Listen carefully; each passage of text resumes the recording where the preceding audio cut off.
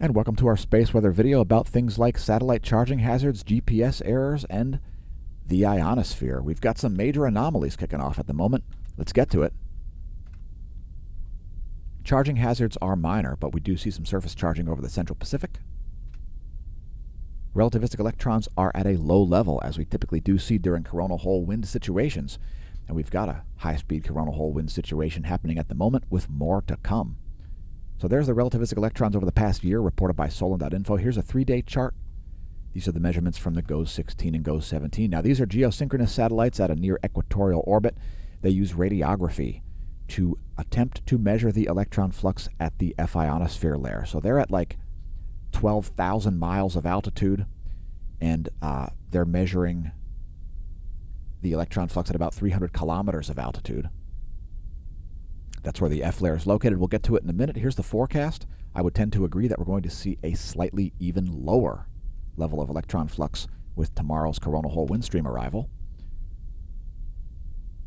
Next, we're going to show you the total electron content forecast, and we're seeing massive anomalies because there's a bunch of high-pressure plasma out here in the plasmasphere, and here it is. So we're seeing massive GPS errors in places where you wouldn't expect to see them, like over North America. We usually see the most GPS errors around the equator at noon. Today, not so much. So while most of the concentration of the electron flux is around just south of the equator, it is summer in the southern hemisphere after all.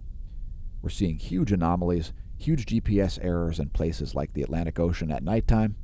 I'm going to let it play through a third time because this is a very chaotic total electron content. And this is probably because of lots of free electrons in the plasmasphere.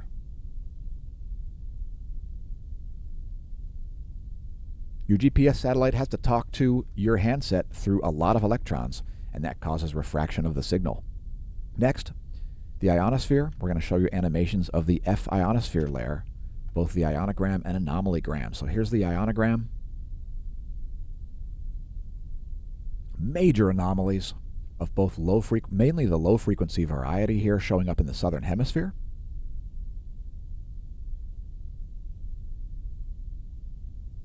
We'll let that play through, and then we'll show you the latest image.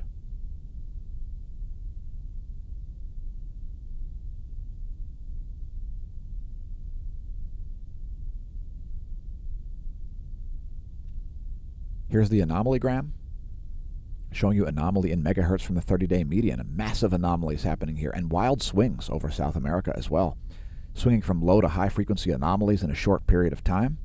You can see huge low frequency anomalies over Southeast Asia, Oceania, and the southern hemisphere in general.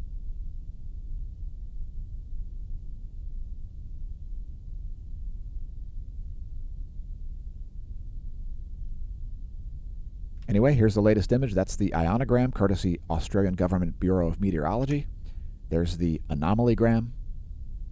And once again, a wild swing happening at the moment. They're down by Argentina. That's 13:15 Universal Time.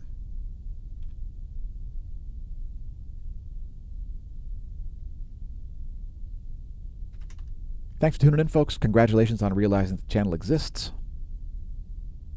Make sure you check out our other videos. Another fascinating space weather video coming to premiere after this. As I sign off from the smAsho News Network, least busted name in news.